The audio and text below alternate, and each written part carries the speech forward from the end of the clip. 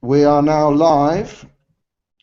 We have David Lewis and the students of Douay Martyrs School online, and I am waiting for Russell Tarr and the students of Toulouse to join us.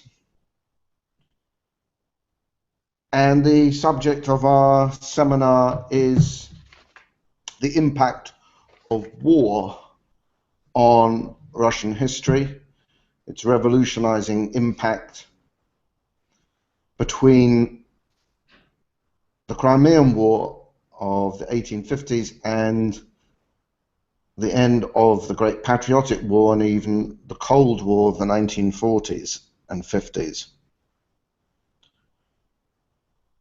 I am just waiting to see if I can get Russell online.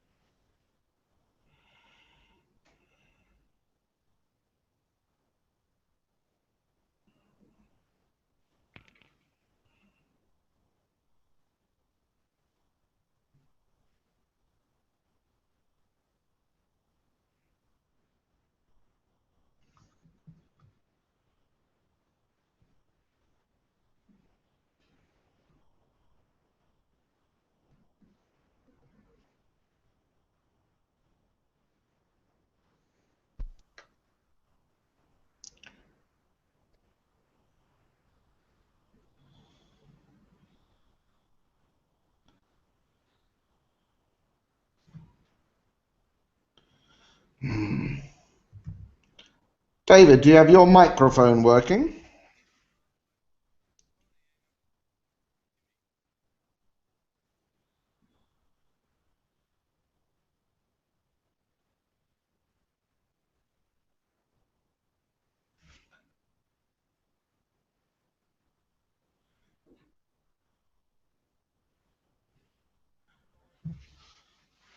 Hi, Russell. Yes, I've started the broadcast, but I can't see you.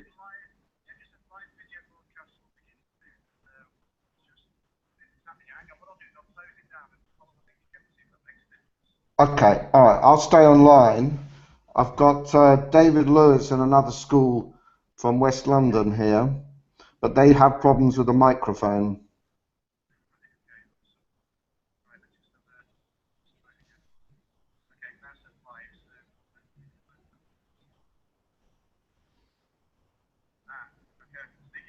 Okay, can you hear me?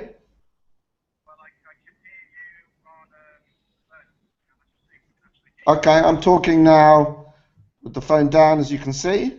Can you hear me through the microphone of the Hangout? Oh. No, can't see you.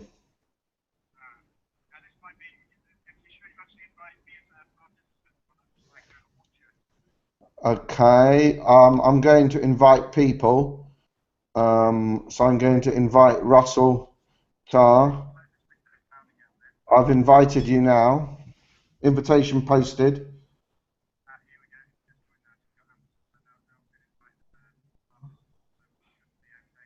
Okay.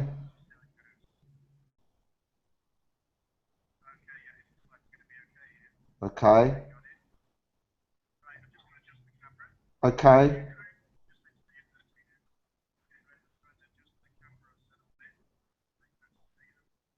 Oh, good, yeah.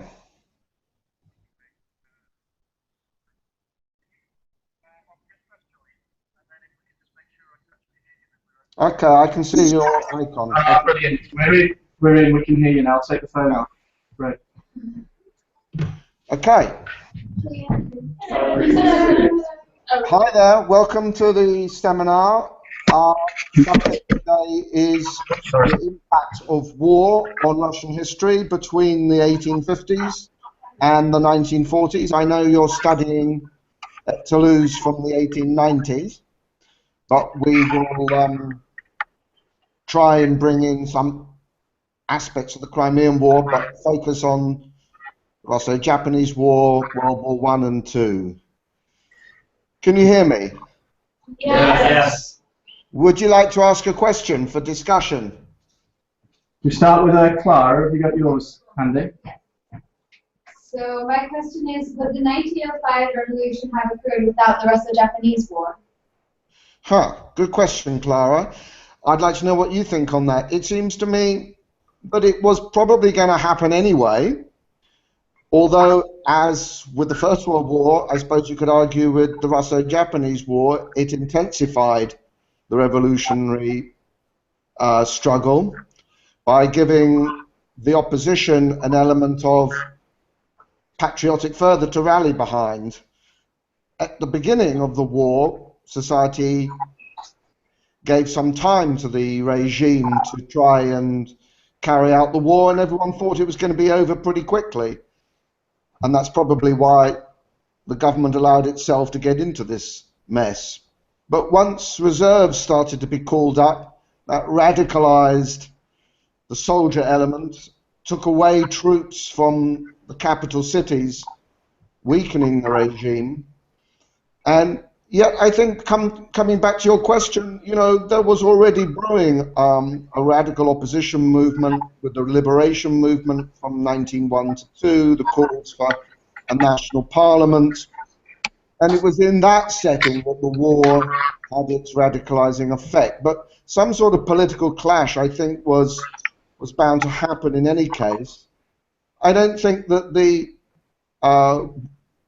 Bloody Sunday massacre, you know, I mean, that series of protests led by Father Capon did give expression to a mood in the capital cities that something needed to change, and that mood was developing regardless of the situation at the front, all those thousands of miles away, although, of course, that war situation intensified the situation. That would be my view. What do you think, Clara?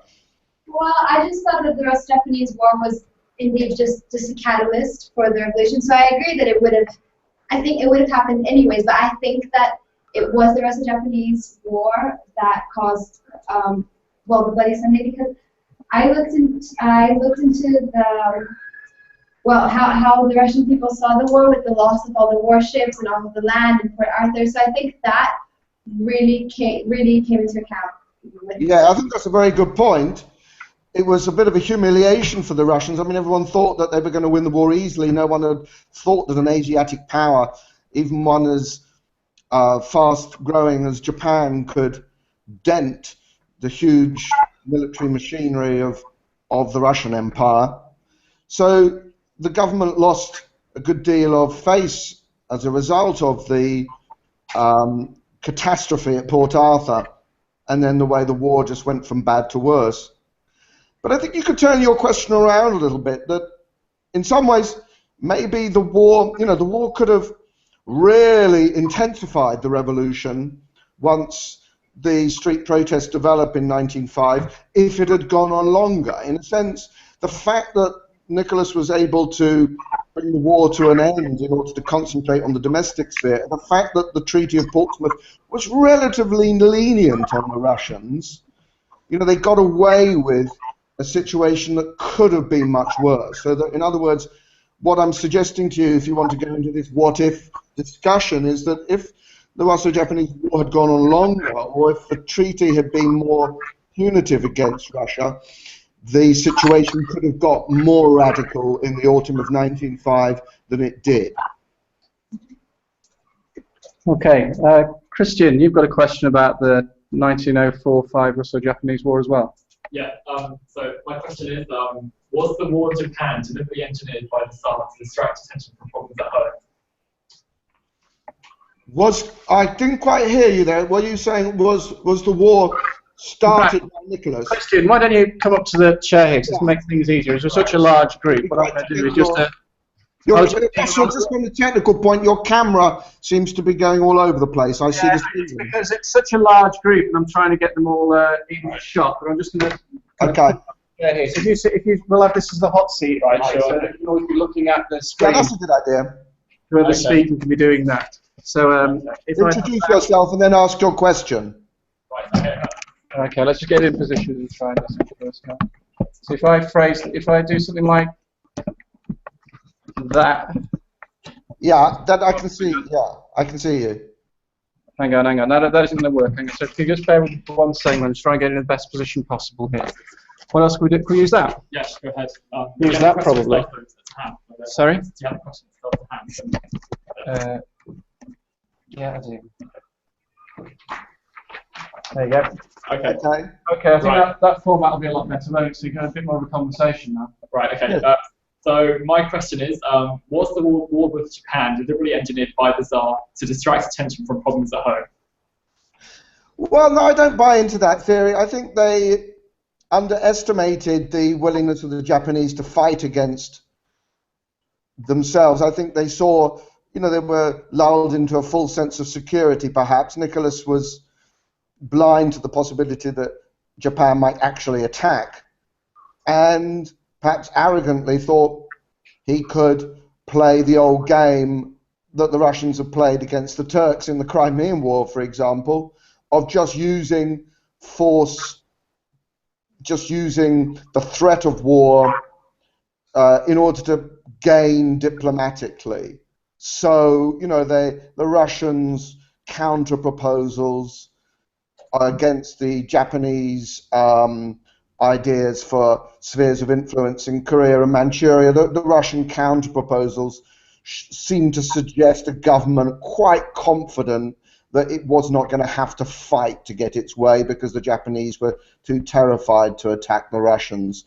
They couldn't afford a war with Russia. And that was, the Tsar perhaps being overconfident, perhaps being, you could argue, incompetent in seeing the degree to which the Japanese were infuriated, really, by Russian expansionism and their reluctance to deal with the Japanese with the sort of respect the Japanese thought they deserved. So the Russians were very slow in dealing with the diplomatic crisis and thought perhaps, as they had, as I said, in the Crimean War, thought that they could just get their way by the threat of war.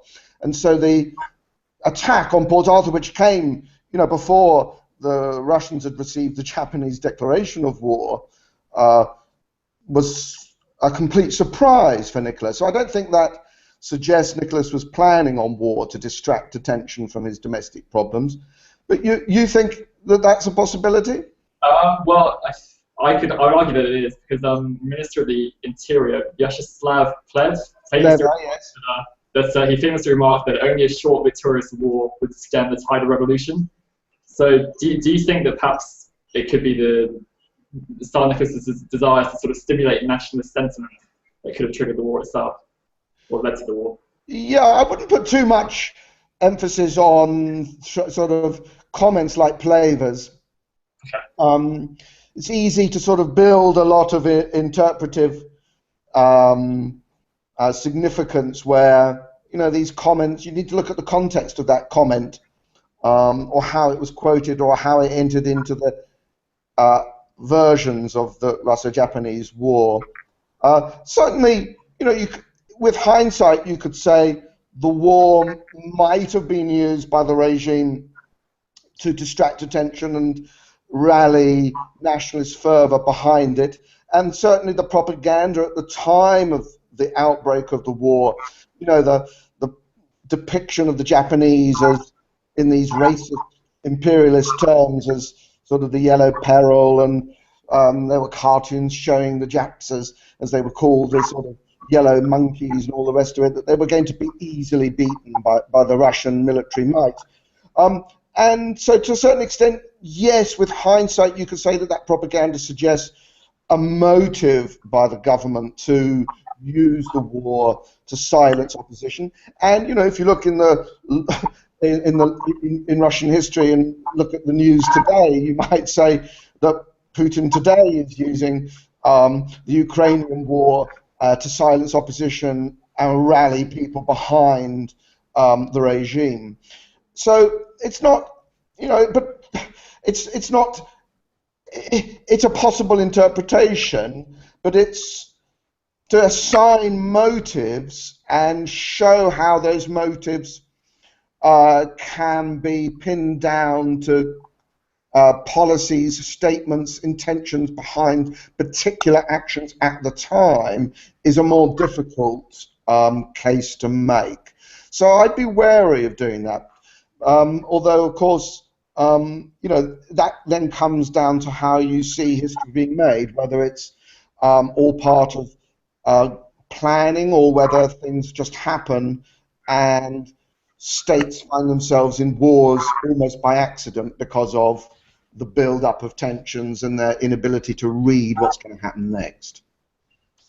Okay, thank you very much. Great, I hope that's helpful. Right, Anna, you've got a question on 905, a third and final question on the Russo-Japanese War. We came up with this a rather intriguing theory. Okay, so my question is, can the Russo-Japanese War be described as World War Zero?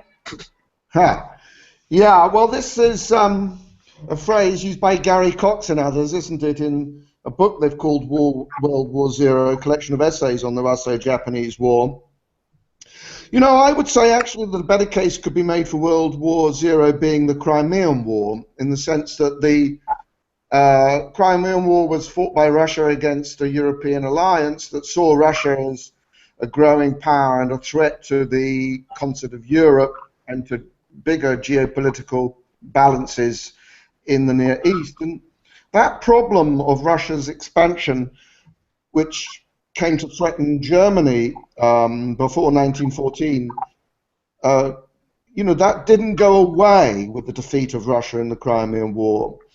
And I think Germany in particular saw the growing power of Russia as a reason, as many German ministers at the time argued, to fight Russia now rather than later.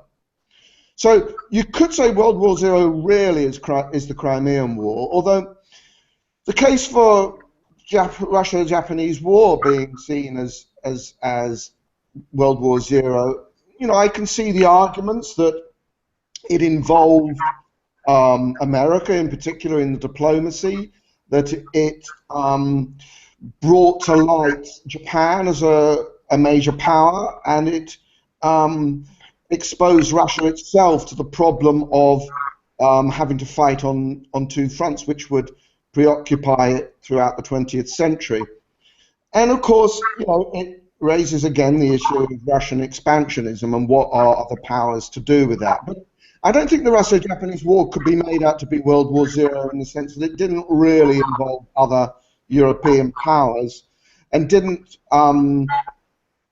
touch on the major issues that were to bring the world to World War I, namely the Balkan issues, the decline of Ottoman power in Europe and the Near East, and Germany's sense of threat from its eastern borders. But you like the idea of Russo-Japanese War being described as World War Zero? Yeah, well, I think I can see the argument there to be said. I picked up on the idea that Japan obviously became an important actor in world politics. The idea that the war took on a regional and global character. Yes. And also the idea that it kind of acted as a path to World War I.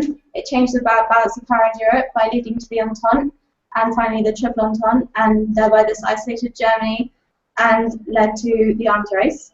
So that's what I picked up on. And also the fact that it was fought on foreign territory, financed to a large extent by foreign money, and for which other countries provided most ships and weapons. And also peace was concluded on foreign territory. So I think, yeah, you could argue both sides maybe. Yeah, I can see all those arguments, and certainly the strengthening of the Entente is an important aspect of the prehistory of World War I, isn't it? And it had exposed, I think, for the Western allies in that Entente, it had exposed the potential weakness of Russia, and I think that plays through into the not only into the diplomacy before 1914, but into the consequences of Russia's potential military weakness in World War I itself. Okay, thank you very much. Good question, Anna. A very interesting idea. Thank you. Bye. Okay, we're moving on to the issue of World War I next, second major conflict. And one of the issues that we discussed in an earlier Google Hangout was whether World War I caused or accelerated the collapse of the Tsarist regime. As we covered that in an early one, they've moved on to another question. And that comes from Enrique, I believe. You're next up, aren't you? So, okay. I can see you there, yeah. You're fine there, Enrique. Okay, so my question is, would the provisional government have survived had they taken the bold decision to pull out of the war?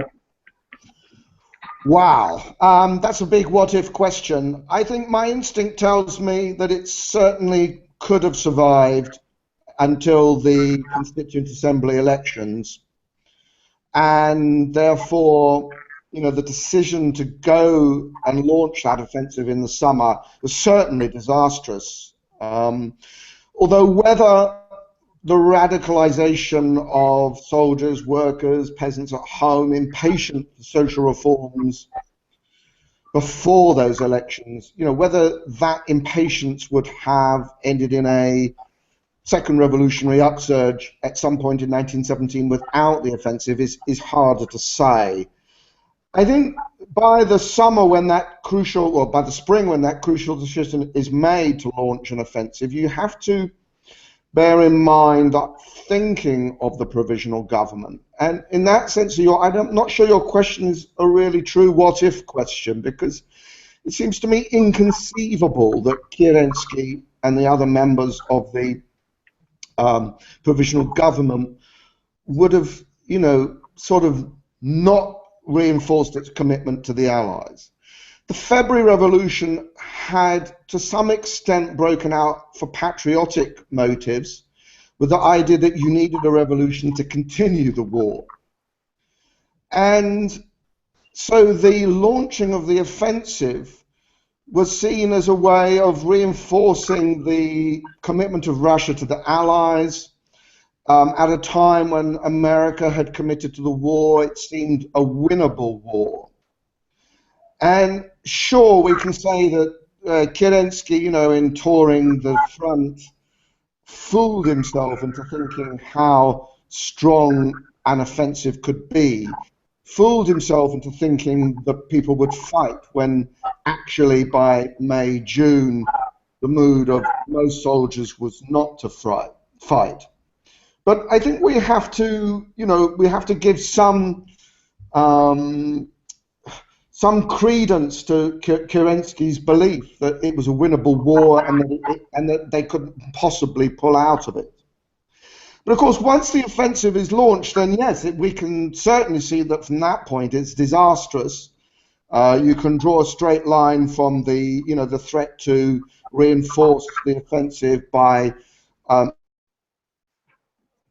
comparison to the July uprising, to the Kornilov putsch attempt, to the forming of the Red Guards, to October itself. That line is very clear and obvious. And I think at that point, you could sort of understand the politics of 1917 as a conflict between left and right, which is all about the war. The left saying we need a revolution to end the war, and the right saying we need the war to end the revolution. So, you know, here's an example of, again, going back to the previous subject we were discussing, you know, using the war to galvanize support behind a fragile government, using the war to sort of try to create national unity and close down the social revolution that was gaining force, especially on the Northern Front, but in the capital cities itself.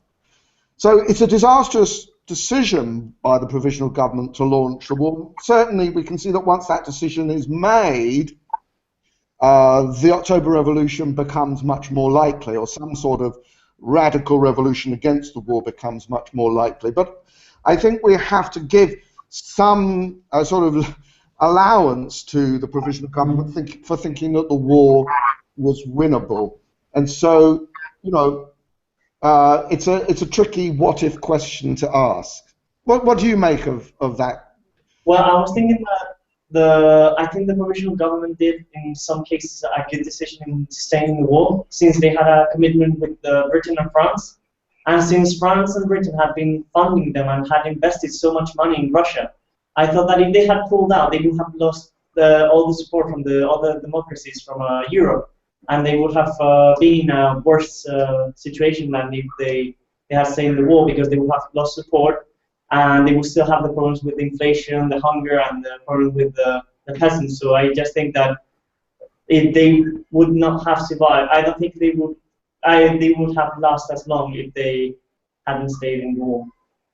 I think that's an excellent and clear sort of summary analysis of the situation, and I think it underlines the point I was trying to make, really, that in the spring of 1917, the provisional government, especially once it brought in the Mensheviks and SRs behind this ideology of revolutionary defensism, they didn't see a radical social revolution as the main issue. They saw the continuation of the war, the commitment to the Allies, the bolstering of democracy, which was for them, you know, related to the war campaign and the commitment to the Western powers. They saw all of that as the main issue. And after 3.5 years of war, you could hardly blame them for thinking the war was the most important thing. The revolution had happened, an unpopular regime had been toppled, but it was about building institutions of democracy, as they saw it, which could only happen once the war was won, or once a satisfactory democratic peace had been negotiated. And of course, it was only by staying in the war that the government thought it could increase its leverage over the other powers to negotiate that peace. So that's another sort of element to understand their thinking in the spring of 1917. Thank you. Great. Good question. Thank you. Okay, Camilla, you've got a question if you can take the seat. We're moving on to the issue of Lenin. Lenin, of course, did promptly end the war, but Camilla's question asks really whether that was the appropriate thing to do. Okay.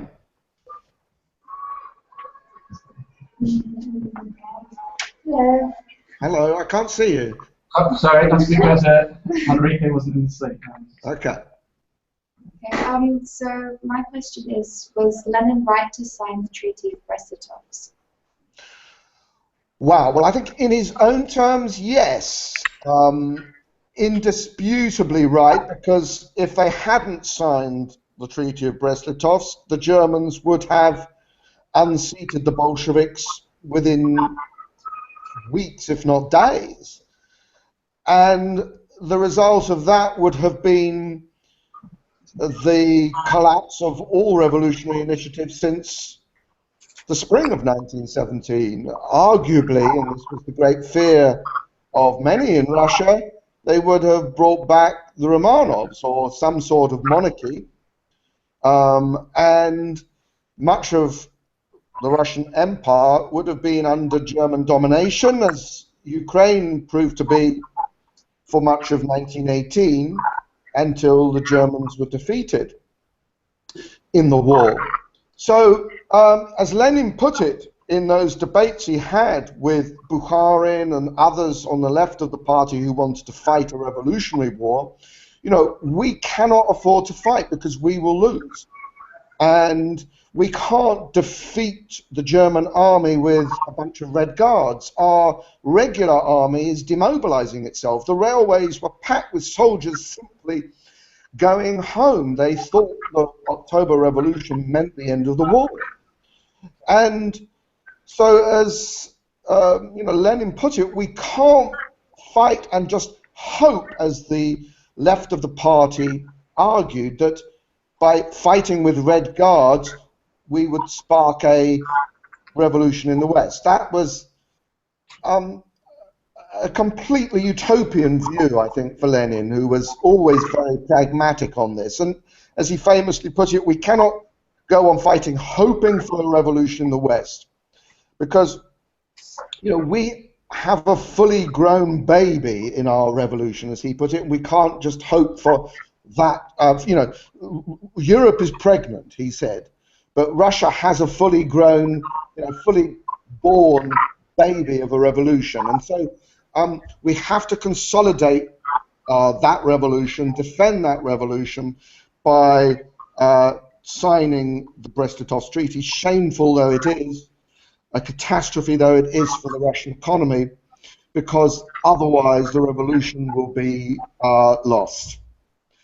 What do you think? Do you think he was right to sign it, or do you think it was too shameful for Russia to give away so much territory and so many resources to Germany?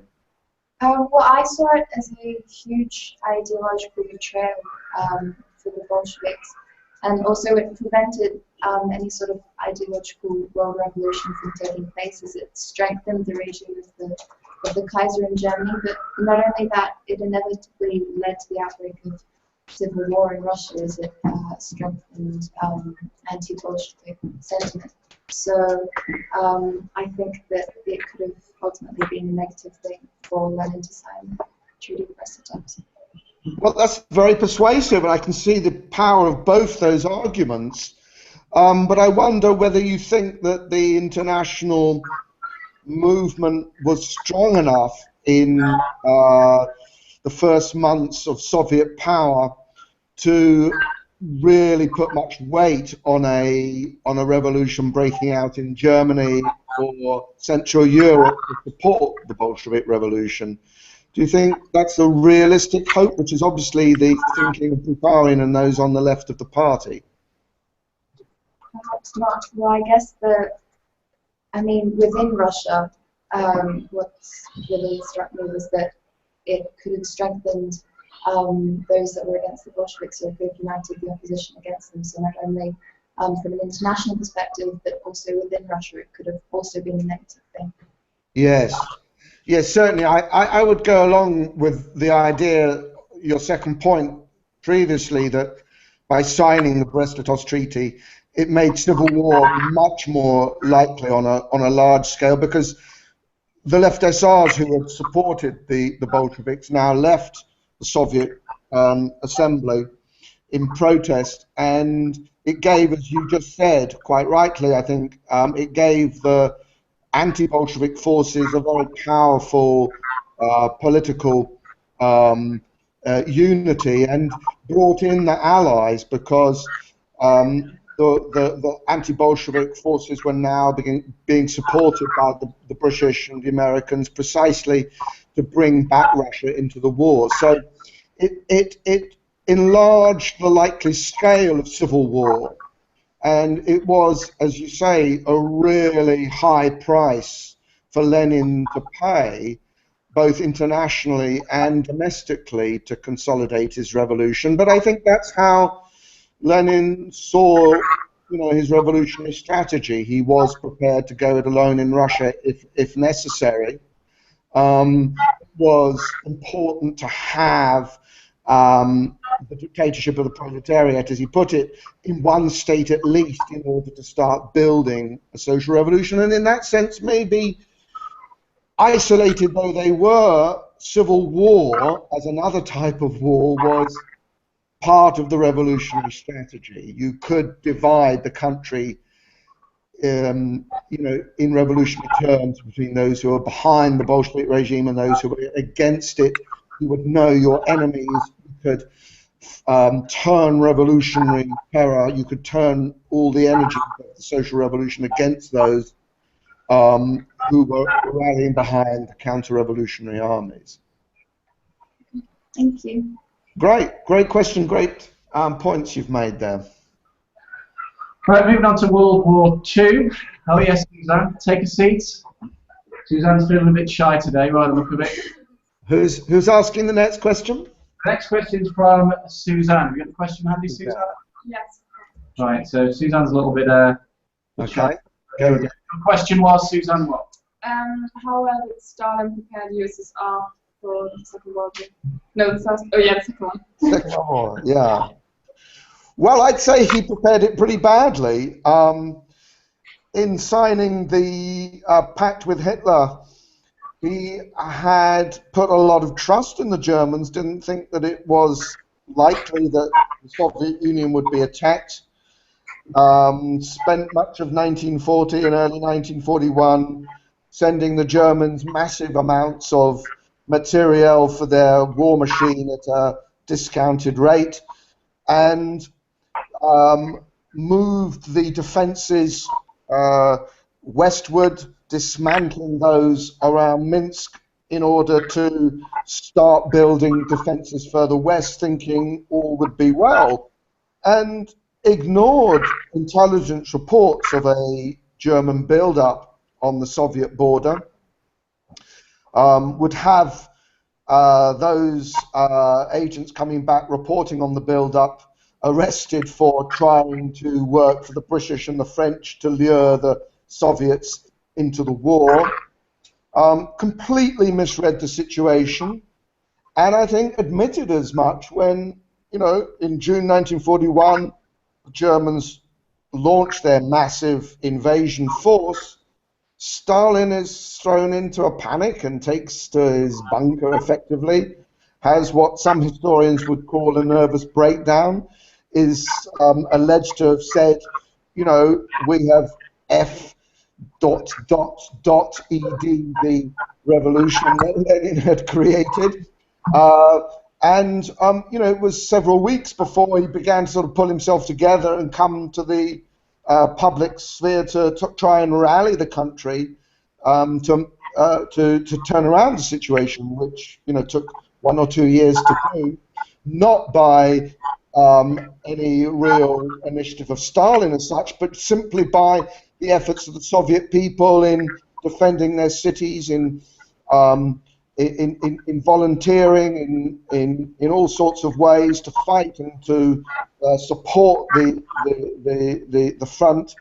And so, you know, in many ways it was in spite of Stalin that the turnaround of 1941 to 2 takes place, and Stalin's own culpability in the collapse of the front of 1941 is absolutely momentous, it would seem to me. But you think otherwise? What do you sense about Stalin's role in 1941? Well, I mean, I don't know, he started preparing Russia early, didn't he, like the 5-year plans or the Panama Canal, where he made sure the warships could pass, or he moved the industry behind the Urals to protect them. So it's not... Yes. Well, certainly if you look at it in the longer term, you know, you could argue, and many have argued, and it remains very central to the Russian view of Stalin as a great war leader under Putin today, that, you know, that it was only the industrialization of the country, the rearmament of the country in the 1930s that enabled the Soviets to repel the Nazi invasion. I don't share that view myself. I think it's a sort of very powerful mythology, and you can understand how it took root and continues to dominate thinking about the Soviet Union, not just in Russia today, but in the West. I would argue that if the Soviets had continued with the new economic policies, they would have had a stronger economy as a result than they did through the 5-year plans by 1941.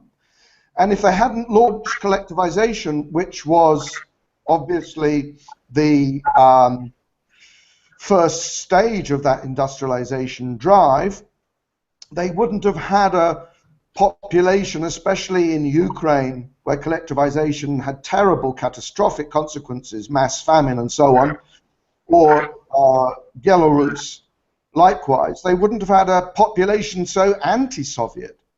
I mean, let's not forget that in much of the western borderlands of the Soviet Union, peasants welcomed the Nazi invaders. And in fact, in many big cities in the Soviet Union, workers thought, well, maybe it will be better than it was under Stalin. The only people who have anything to fear from the Nazis are the Bolsheviks and the Jews. And so morale collapsed in the cities in 1941. So I don't buy into this idea at all that Stalin prepared the country, strengthened the country by his industrialization program. I think that in many ways he weakened it. Any other ideas on that? Because it's a big question, really, isn't it? Well, we've got another question on the war from Nicole. So thank you, Susan. Okay, Nicole. Nicole, bring yourself up. Nicole's just talking about the Nazi-Soviet Pact. Interested in your view on that, which is obviously rather controversial. Okay, Nicole, over to you. Right. So, was Stalin right to sign? I can hear you, but What? Nicole, can you start again? Sorry. Okay. Was Stalin right to sign the Nazi-Soviet Pact? Whoa. If you're thinking about right in terms of universal principles of right and wrong, no, I don't think he was at all. I think that the Nazi-Soviet Pact was signed for very cynical reasons, not to prepare the Soviet Union to give it time to arm itself in order to fight the Nazis, as the mythology goes, and you still hear that argued in many places today. He signed the Nazi-Soviet Pact because he didn't trust the Western democracies, probably fairly, but also because he felt that by allowing the Western states to fight the Axis powers, they would exhaust each other and give the Soviet Union a revolutionary possibility to enter the war at its last stage and act as liberators and conquerors, if you like, of those states that the Soviet army would occupy. And that's, in many ways, how it would play out in 1944-5. And it's certainly how, as a result of the secret protocols of the Nazi-Soviet Pact, the Soviet army enacted its part of the deal by occupying the Baltic states and so on. So I don't see the Nazi-Soviet Pact as a sort of necessary measure by the Soviet Union to prepare itself to join the right side in the war, morally speaking. I see it as a very cynical move, which Stalin, acknowledged at the time. I mean, he told the Comintern, he told his own party, having signed the pact, that this will play into our hands by allowing our two main enemies he saw as equal in moral terms. He saw no superiority morally of the Western powers over the Nazi state. He saw them as equally enemies of the Soviet Union. But he told his party, he told the Comintern, but by allowing them to exhaust each other, we will further our own revolutionary cause. And that's a very cynical sort of policy, which for many years was never acknowledged and is now only come to light in the last few years as a result of the opening of the Soviet archives, but which, still you hear many people say, well, it was necessary, the Nazi-Soviet Pact, because the Soviet Union always intended to join the Western powers against Nazism. It just wasn't ready, so it needed this breathing space to arm itself. I don't buy into that at all. I don't think Stalin thought in those terms. I think he saw it as a necessity, but a necessity he could turn to his revolutionary advantage. Nicole, what's your take on the Nazi-Soviet Pact? You see it as a right policy in terms of Soviet defense, or as a cynical move, as I would see it? I see it in terms of, well, first of all, I find it strange that you had to sign the pact in the first place, but of all the options, from the Western ones and then the Nazis, I found that what with Chamberlain and the policy of appeasement and the sending and the slow, really slow conversations that went on about the possibility of signing a treaty with Britain and France, that I really think that if he had to sign this pact, then the Nazi-Soviet one would have been the right one to do. Well, not right, but you know. Yeah, so I would go along with you in saying that the policies of appeasement, the slowness of Western powers in coming round to the idea, which ultimately they would reject, of a proper military alliance with the Soviet Union, the position of the Poles in refusing to have Soviet forces on their territory as part of any military alliance, all of those were giving the signals to Moscow that, you know, they were not going to get the security guarantees they wanted for a Western alliance, and therefore they were, to some extent, forced into looking at a situation of what could they get out of the Nazis in exchange for neutrality. But I think, you know, I would still insist on my other viewpoint that once that position was made clear, once you know, once Moscow moved towards an opening of talks with Hitler, they were, you know, they were, if not keen, they were certainly ready to exploit the revolutionary potential of that. And I think it's still a mistake to sort of assume that the Soviets were going to be on the side of the good in the long run. I think really for Stalin there was no moral difference between the Western powers and the Nazi state. Okay, thank you very much. Thank you, Nicole. Great question. I'd just like to say hello still to David Lewis and the students of his school, the Douai Martyrs School in West London. They have a question which they can't give to us on the seminar vocally because their microphone's not working, but the question which they emailed me was, of all the wars between 1856 and 1964, which had the most profound effect on long-term government structure and why? And perhaps we could take that question now, and David could write in the group chat box any responses his students have, or Russell, maybe your students could come in with this question at any point that they like. Because one of the things I was hoping the seminar would discuss is, you know, the impact of war on Russian society and the dynamic between this revolutionary regime and the war. And we've looked now at the First World War, we've looked at the Second World War.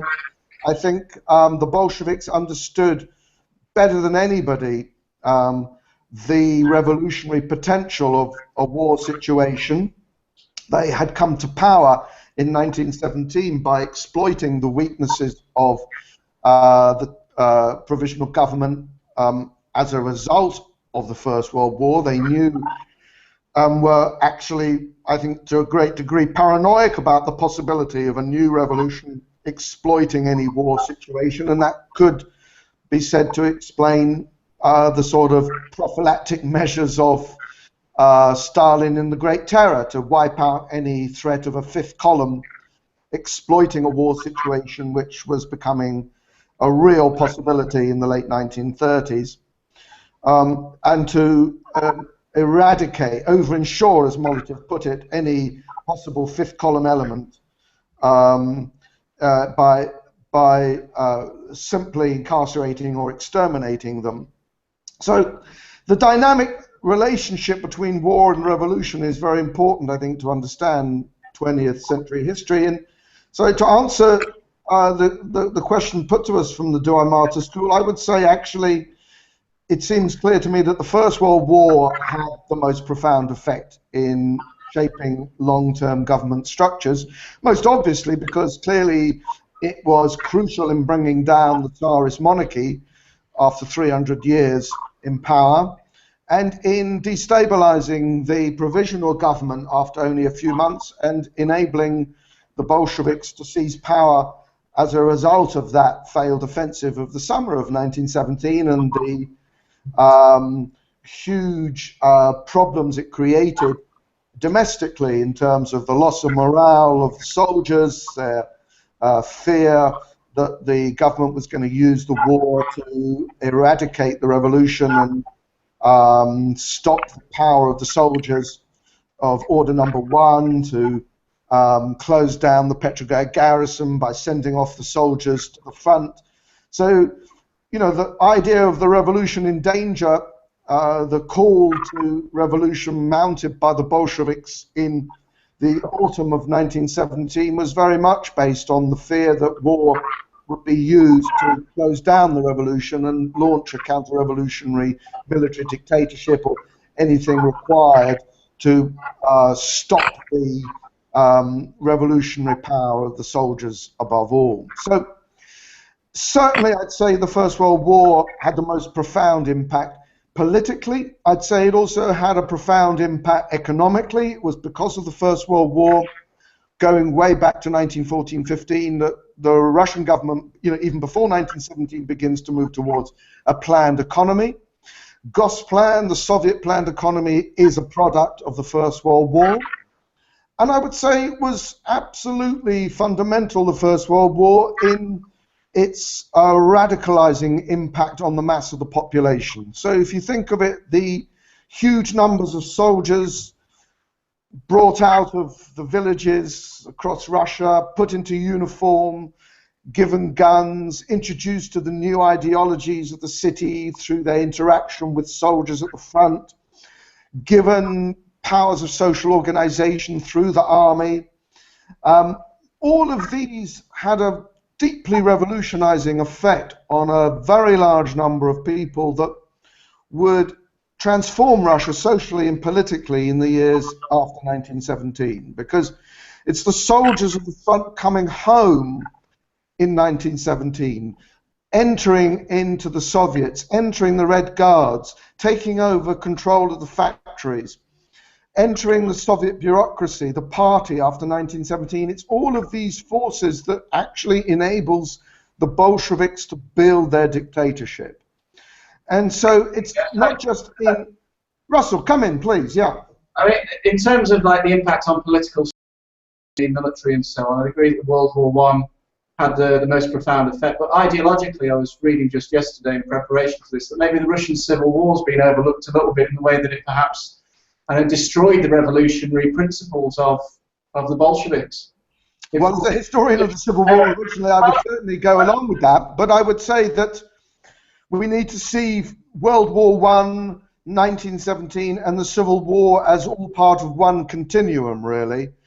Partly because clearly, as we discussed before, the Civil War began as an attempt by the anti-Bolshevik forces to bring Russia back into the war, the World War, I mean, but also because these social forces unleashed by the First World War, all those peasants going into the army and then coming back into Russia and sort of using the experience of war to take over the Soviets and carry out the social revolution, to bring it into the villages, to lead the march on the manors, to use their organizational skills and their guns to carry out the revolution. That was already part of Civil War. It was part of Civil War in 1917. Lenin understood Civil War in those terms as just a militarization of the revolution. So without the World War arming all those people, without the Tsarist army sort of, you know, putting them into uniform, giving them guns, enabling them to organize themselves through soldiers' committees in 1917, by all those soldiers sort of mixing it up with each other, learning new ideology of the cities, and then enacting that revolutionary ideology by coming home. All of that is part of one continuum. So yes, I agree with you, Russell. The Civil War had an absolutely fundamental impact on the development of the Soviet state in terms of the militarization of society, the militarization of the economy, in terms of the way the Civil War sort of polarized the revolutionary movement between, you know, us and them, the way the Civil War was used to justify and launch mass terror, the way the Civil War organized the party on much more bureaucratic and dictatorial lines, the way the Civil War sort of delineated enemies of the revolution, enemies of the people. All of that Civil War experience was to feed into the sort of practice of the Bolsheviks in their first decades of power. the idea that you rule by force, by diktat, that you launched campaigns, that you carried out a civil war to further the revolution, and you destroyed enemies not for political reasons, enemies who were, you believe, connected to foreign powers and so on. All of that Civil War experience was absolutely fundamental for the development of the Soviet state, and was to feed into the later campaigns of the 1930s. So collectivization was launched very much as part of, the return to civil war methods. We have enemies, we must destroy them in order to advance the revolution. But, at the same time, that Civil War experience was rooted in World War I itself. Okay. What do you think of that, students of Toulouse? Or, David, your students in West London? Is that too much, do you think, to argue that there's this one continuum between the militarization of Russia in the World War and the Civil War, and carrying through into the policies of the Bolsheviks of the 1930s? Right, so if I was to speak, it sounds logical that it's all one overarching experience, but my interest is always how far Lenin was simply using the experience of war as an excuse to pursue policies he would have done anyway. What was Bolshevism inbuilt towards a kind of dictatorial, terror-driven state? Was that always going to happen, even without the experience of war? Did the war merely accelerate that process, or did it genuinely cause it?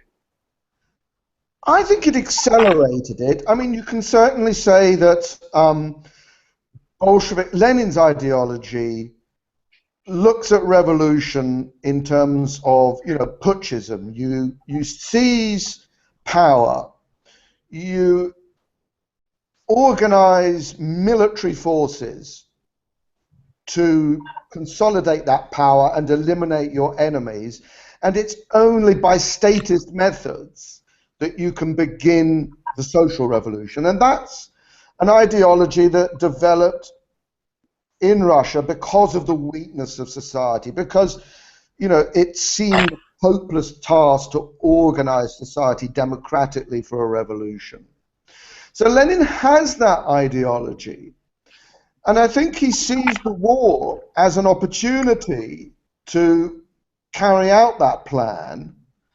But I don't think there's a master plan. I think he's, in a party where there are other leaders such as Kamenev and Zinoviev who favor much more democratic means of organizing, and who would argue, well, we actually have history moving in our direction, because as a result of the February Revolution, we have much more freedom for workers' organizations, for trade unions. We are beginning to win elections. We can carry out our revolution by the ballot box. So, Lenin is, to a certain degree, fighting within the party against those elements for his more radical idea of putschism and carrying out revolution, by sort of military methods, or mobilizing the masses in terror campaigns, by which I mean, campaigns for the expropriation of the expropriators, as he would put it in his slogans. So class war and terror and civil war are all essentially the same thing in this Leninist conception of the revolution, and the war gives him that opportunity. But I don't think there was a master plan by Lenin. There was an opportunity in the war, and particularly in the way it developed in 1917, to mobilize a militant vanguard, and particularly those who had guns, the millions of soldiers wanting an end to the war and looking for something to do apart from anything else. Wanting to carry the revolution out in their towns and villages because they were Bolsheviks, because they were angry, because they could see that they could make a change by exercising soldier power. And that's the genius of Lenin as a leader, that he sees that revolutionary potential in those military forces. So it's opportunism, I think. I see that David has posted something We agree, but do you think that World War I fundamentally changed the nature of government? Was continuity more powerful than change? If I understand that right, I would say, coming back to Russell's point, that yes, I think World War I did fundamentally change the nature of government, in the sense that the government that would emerge through Soviet power was fundamentally different and was effectively the product of that war, in the sense that it was much more statist. It had a planned economy which it had effectively learnt to develop through the experience of war and see as the way of waging war. And that would be a legacy fought out not just in the Civil War but in World War II. And it was fundamentally different in the sense that because of the militarization of power that happens in 1917 to 18 and beyond, the nature of government as it emerges after 1917 is a government that sees civil war as a means of rule, that sees terror as a means of rule, and which sees, rule by administrative fiat as normal. In other words, you don't rule by passing laws and then obeying laws. You don't rule by administrative methods. You rule by launching campaigns. And that's, I think, the problem of governance that Lenin was to face in his last years, when he writes in that testament that the Bolsheviks have to sort of learn how to govern. They know they have to learn how to, to administer properly. They have to learn how to rule through consent. That was something that had been sort of phased out of the Bolshevik political culture as a result of the militarization that they inherit and practice in and after 1917. I hope, David, that answers the question you posted on group chat. Russell, do your students have any comeback on that or any further questions on that aspect? Sure, they have, but unfortunately we're now overrunning into our next lesson, so I'm already holding them up, I'm afraid. So we're going to have to kind of end it there for the moment, I'm afraid, and join you again for our next one. Okay, that's great.